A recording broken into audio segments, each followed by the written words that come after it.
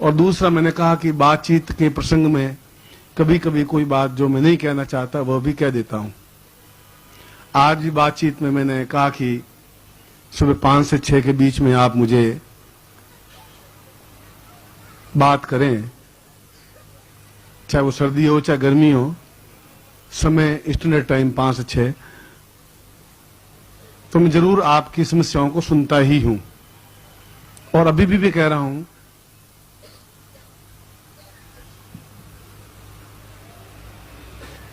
कि मैं सुनता ही हूं, मगर आपने अभी देखा आज कि 2-2 दीक्षाओं को शामिल करके मैंने दीक्षाएं दी हैं।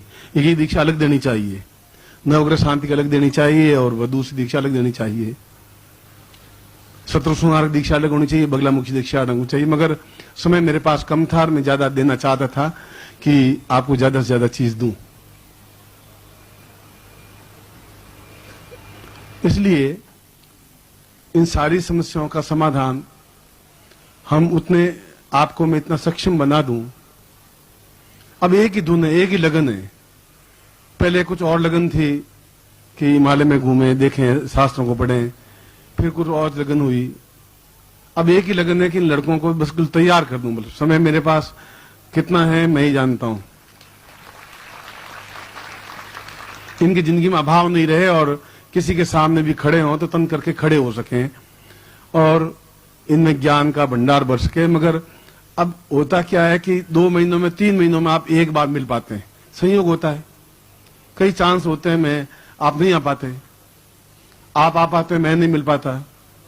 जैसे 1 जनवरी को आप लोग आए थे, मैं केवल 10 मिनट बोला, फिर रात भर आपके सामने नहीं आ पाया। मैं फिर भी आप में इतनी मर्यादा थी, इतनी कड़कड़ाती सर्दी में दिल्ली में आप शाम को 7 बजे बैठे और सुबह 4 बजे तक भी आप हिले ही नहीं, जो कि मैं नहीं था। तो आज तक भी मैं इस बात को एहसास कर रहा हूं कि इतने अनुशासन प्रिय शिष्य और किसी गुरु के पास है ही नहीं, ये गारंटी की बात है।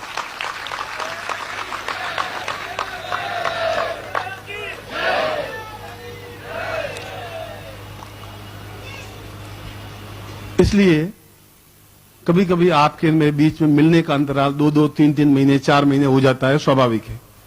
मन सोचते हैं होली पर जाएं कि 21 अप्रैल को जाएं कि फिर कोई अवसर होगा तब जाएंगे कि दीपावली पर जाएंगे, फिर कोई बीच में ऑब्स्टिकल बाधाएं आ जाती हैं।